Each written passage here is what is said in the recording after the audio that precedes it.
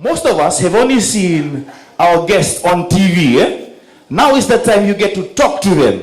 You can go home and boast to your friends that you asked a question to Waisale Serevi and Rocky Khan. This is your time to do that. Because after this, you never know where you're going to see these guys again. You can also ask questions to the rest of the rugby players who are here. Because most of you will only see them on television. This is your chance to ask them a question. So, anybody have any questions? Yes, question right here. Good evening, everyone. I have a question to Serevi. If he would have chosen academia, which subject would he have chosen, and not rugby? So he mentioned that he had to make a choice between rugby and studying at the university. So which sphere of study would he have chosen, if not rugby? Thank you. If I was not a rugby player and given the opportunity to study, I would love to be a teacher.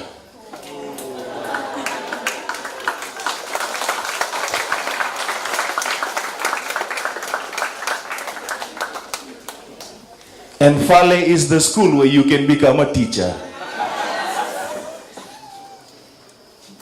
Bula, my name is Jill. My question is to Mr. Serevi. So at the moment you're in America, are you coaching there? Yes, at the moment I'm based in Seattle in Washington. I'm calling it as my home away from home. I've been there for 8 years, trying to give opportunity to my kids to go to school, even though I don't go to school. I didn't make it to school.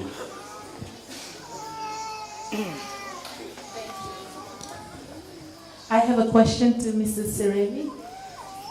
So, in your coaching, have you ever met any child who is deaf or any child with disability? Oh, thank you so much, my brother. I would love to come across a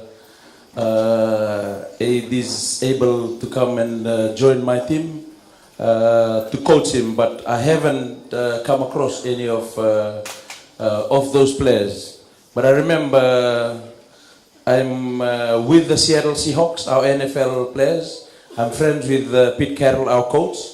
And I remember they have a deaf football player. And he's really strong. And he has an earpiece when he plays. And I always get motivated by his story, because when he was young, nobody liked him. But I was so happy to see him make it into NFL. And he was one of the defensive strong guys for Seattle Seahawks. And the answer is not yet, and I would love to coach. And to the deaf rugby team, I've had a conversation with their coach, and I believe they're having a World Cup maybe in 2020. And they said, you have to come and you have to coach us. And in front of everyone here, yes, I will definitely come around and help you. And you have to win the World Cup this time.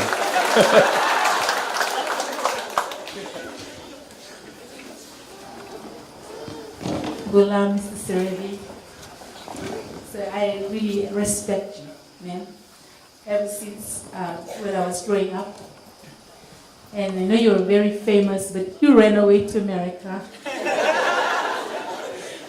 So I think I'm speaking on behalf of everyone. All the Fijians, please come back. Coach us. I think we really need you, Serevi. No more flying away there. Please, we really need you here in Fiji this time. I know you will really greatly help us, and even the women. You will help the women's team, you will help the deaf team, and we can break these barriers together. So my question is it a yes or a no? Sure, of course, yes.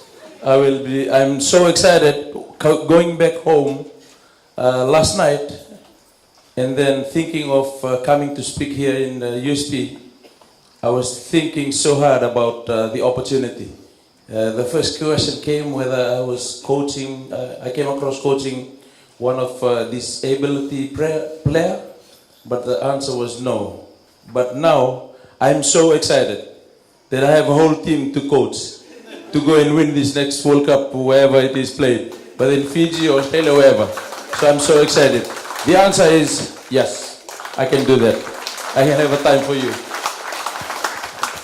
Just a reminder, Serevi is here, so is Mr. Rocky Khan, so is our women's rugby team, so is the deaf rugby team. So many people you can ask questions from, because if he keeps doing this all night, he might faint from standing up and sitting down.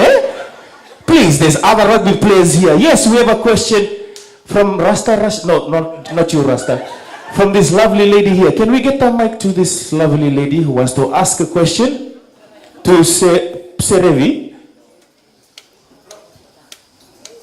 Oh, thank you, young lady. Okay, so since this program, this event is to promote diversity, the questions to both of you or anybody who would like to answer, as we've been told there are many who can answer. What role would you be able to play in our community to promote more diversity with the sport of rugby? What would you be able to do as a person? Yeah, for myself, the role of diversity in rugby, I'll be able to come out and support any events that are happening, and even come out and coach and upskill a lot of the players that are here as well, and even promote it through social media and various platforms as well. Thank you. From my side, in terms of women's rugby, I think it's all about just getting out there and being able to be part of whatever is going on. So whether it be going past a rugby field, if there's girls down there, to go out and assist the girls, and just being present and knowing that they're, and it's not just girls, it's with everybody. You know, it's just about being out there, whether it's with the deaf team, if it's with the women's team, being present and giving the support to players so that they know that there is someone there that will be able to assist them to break through and to help them chase their dreams. I think that's what we can all do. So that's what, I hope I answered your question. First of all, we would like to take this time to thank you for inclusion. And so for us, we have a deaf sports. We have a community, we have an organization that ensures that our members take part. And what we do is we reach out to the grassroots, we visit communities, and we identify within our own communities those who have the skills. So we've been traveling far and near, and that's what we have been doing. So our members, our representatives, they live, they don't live around Suva. A lot of them come from the outer islands as well. And so that's what we do. So I think, some people, they don't know that there are opportunities out there.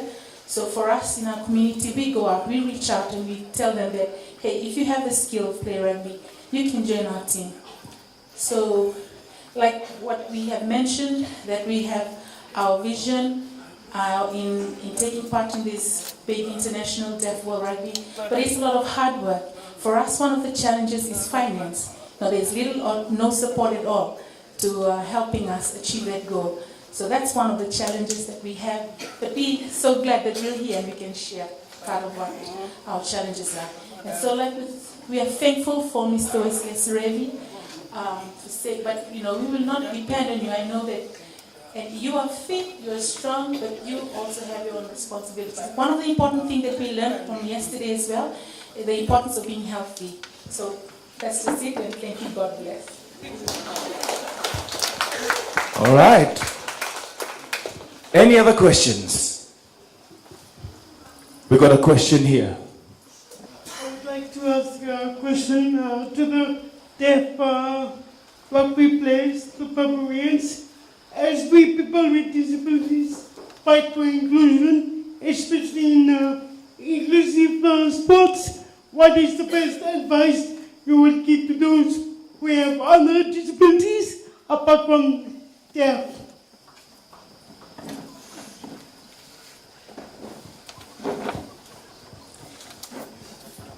Bula. I'm a project officer of the Fiji Association of the Deaf, and so in which the deaf sports really comes under. So now to answer your question, I know we've talked about it before. It's a big, I think we need a lot of support, and we need to encourage persons with disabilities.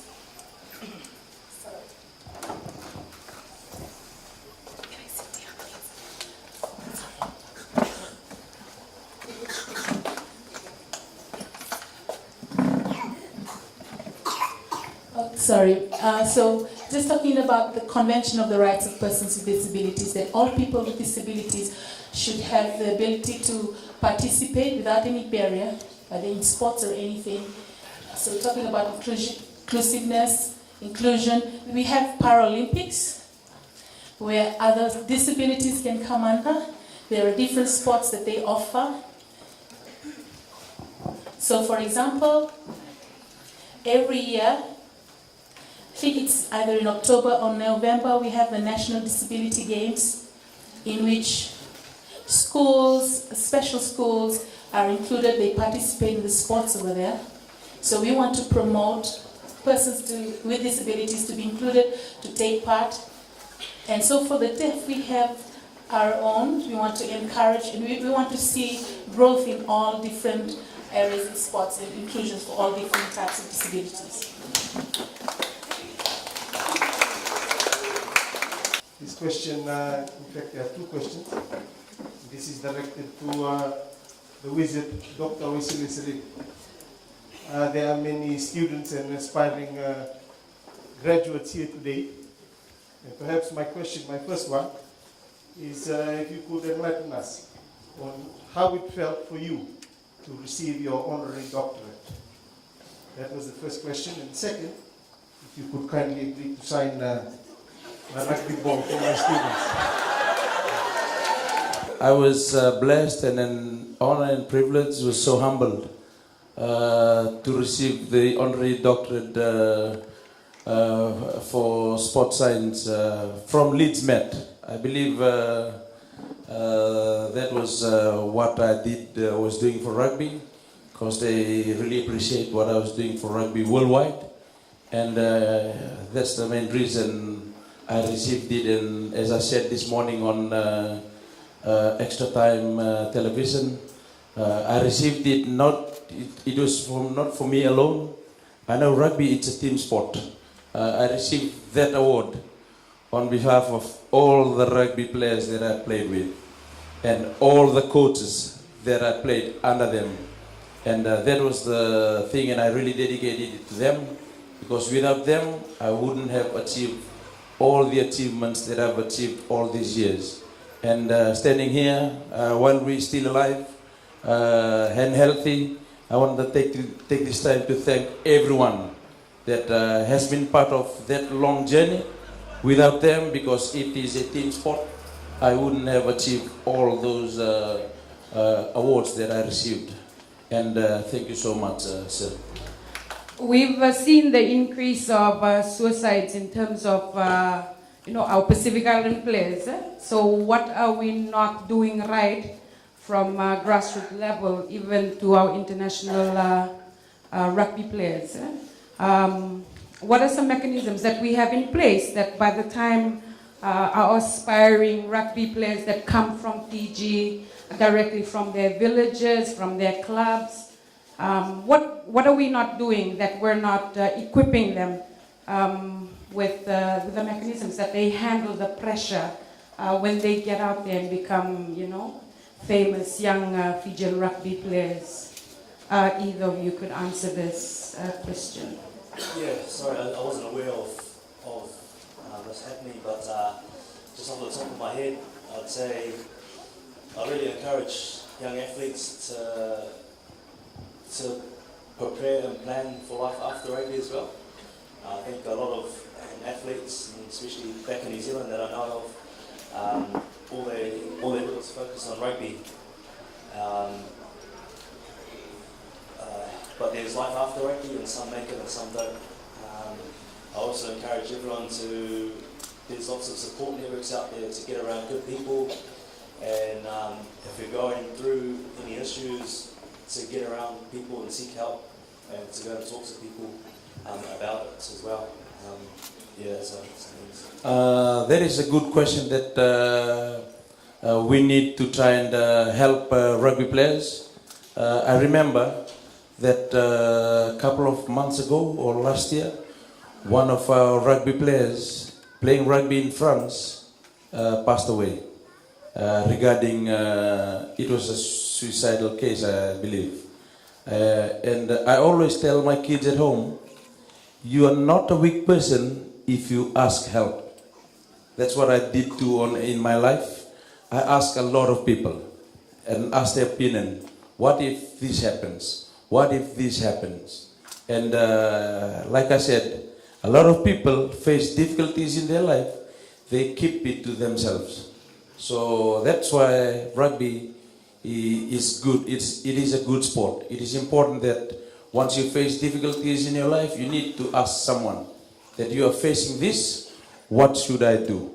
A lot of times rugby players just keep it to themselves and then they walk away. In the end, bad things happen to them. And I believe that the key thing, the tools that we have, maybe we don't have all the resources, all the finances to support this issue, but we have to start with the small things that we have, that you're capable to do, like take a step of talking to your friend, talk to your brother or sister at home or whoever, your parents, in order to help you make that decision in your life.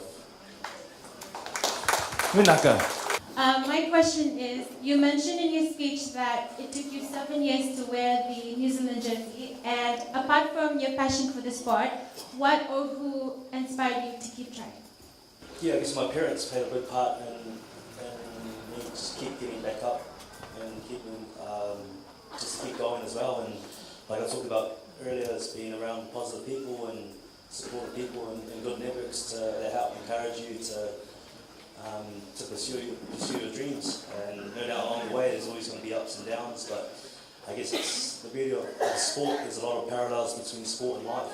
There's some days we're going to win, some days we're going to lose, but we can always get back up and learn from our mistakes or failures, and learn from every experience that we have to keep moving forward as well. And yeah, I guess having a goal and to keep persisting until we achieve it.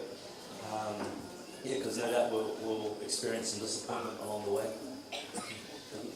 As we all love to watch rugby, what are the challenges that you face when you play against our seventh men rugby team? Can you please enlighten us? Apart from every player trying to smash me, but as you can see, I'm not the biggest player around. Just sort of physically trying to match it with the Fijian boys. But not only just against the Fijian boys, I've always been like that growing up. I wasn't always the biggest athlete or biggest player there, so I always have to just become smarter and approach the game a lot differently as well, and adapt. And that's something that I had to do against the Fijians, and I guess throughout my whole career in life in sports and just in life in general, is just always learning and always adapting as we go. Thank you. Thank you very much. Ladies and gentlemen, that concludes our question and answer session. If you had wanted to really ask a very important question, well, hopefully when they come back, you can get a chance to do that. We have a question? Oh, okay, we have one last question. I just introduce myself. I'm William Edengumalua. So fortunate that I was part of the team that brought the first car from Hong Kong way back in 1977.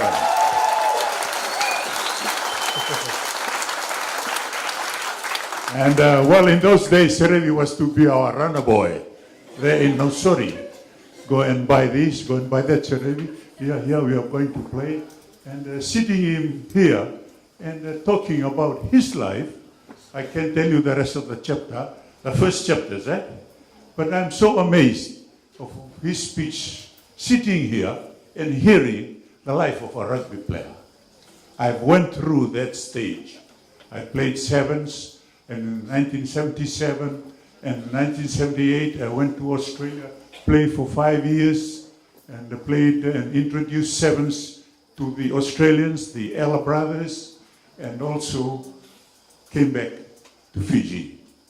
And only my message here is, Serevi is gone through that road.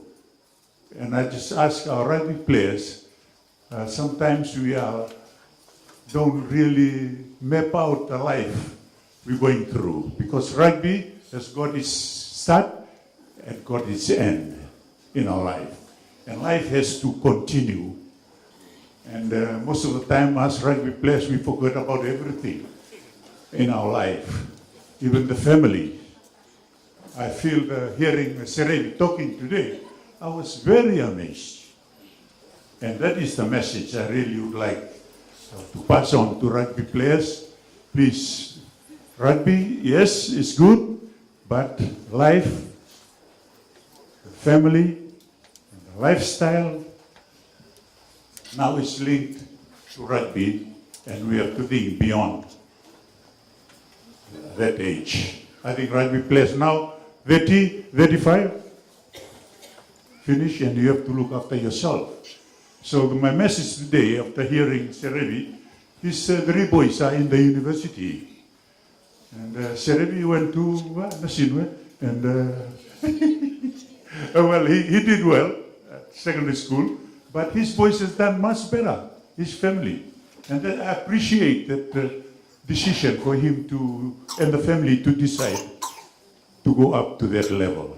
So rugby players, we are here at the University of the South Pacific. Do your best. I went through the university at that time. When came back from Hong Kong, we said to go into the trial for the Lions to play here. And I excused myself, sorry coach, I can't, because I have to pass my P2 science here so I can go overseas. I'm just reminding us rugby players, and we have rugby and also we have life. During rugby and after rugby. And I really want to pass on that message. I'm glad that Serevi is passing on that message. The families are doing very well. And because of rugby, we are seeing Serevi here and all around the world. He's a hero out there. And the family, we can see that. Thank you very much, Serevi. And all the best to other rugby players. Pakabinabinaka for tonight's forum. Thank you. Thank you. Thank you very much, sir.